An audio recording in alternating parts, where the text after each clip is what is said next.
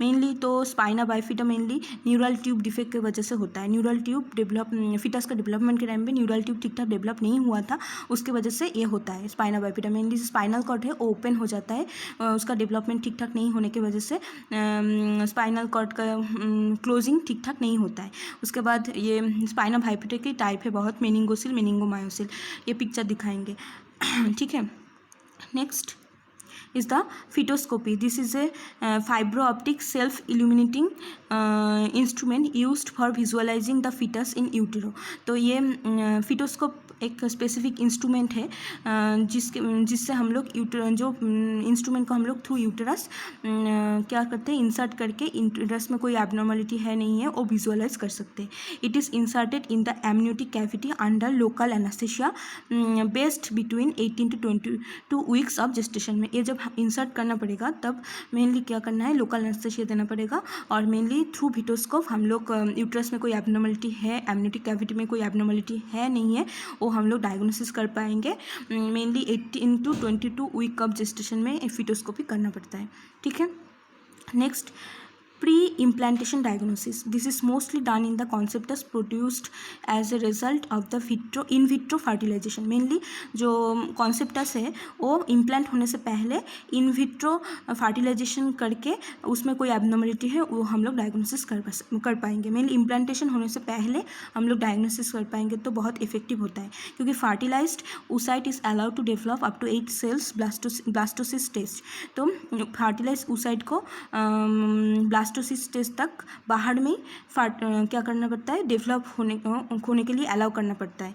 उसके बाद a single blastomere is removed and the DNA is extracted from the cell.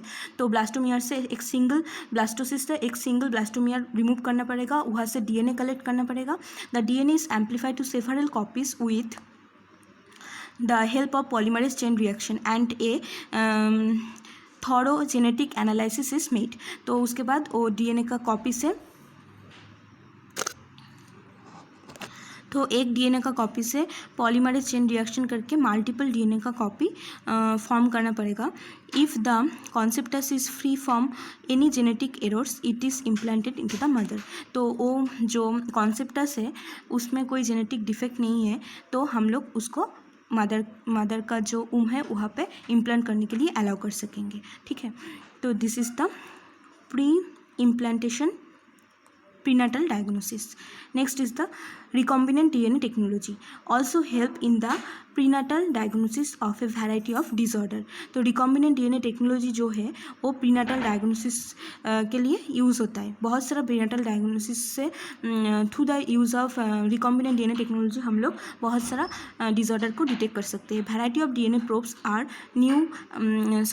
now available for their purpose. तो बहुत सारा DNA probe available है prenatal diagnosis करने के लिए through the method of recombinant DNA technology. It is now mostly followed for the prenatal diagnosis of hemoglobinopathies. तो mainly ये जो है recombinant DNA technology से हम लोग बहुत सारा hemoglobin related abnormality को डिटेक्ट कर सकते हैं prenatally. ठीक है। This is all about the today's topic which is prenatal diagnosis. Please watch this video and makes the note from here. Thank you for watching.